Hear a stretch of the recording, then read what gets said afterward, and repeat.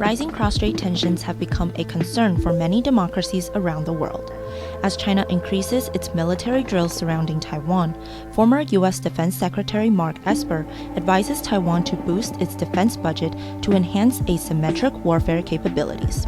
Dr. Esper shared his take on China's military excursions and what the U.S. can do to assist Taiwan's defense in an exclusive interview with TVBS News. I think the Biden administration needs to reprioritize and accelerate arms deliveries to Taiwan. My view is that the more quickly we can arm Taiwan, the more quickly Taiwan can arm itself, train itself, do those things.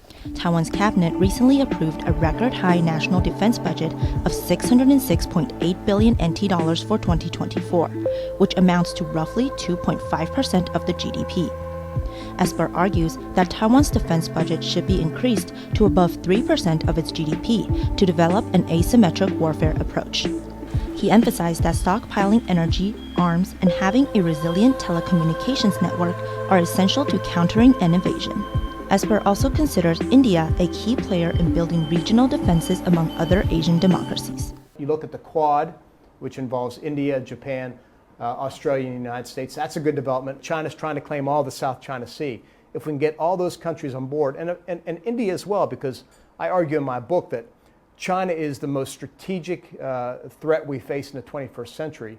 And in my view, India is the most important strategic partnership we need to develop as well during that time frame. As the Chinese threat continues to grow, Esper recommends that the Taiwanese government remain steadfast and acquire sufficient equipment and training to arm itself. In light of the Central American Parliament's vote to favor China and expel Taiwan, Esper strongly advocates for Taiwan's participation and representation in international organizations.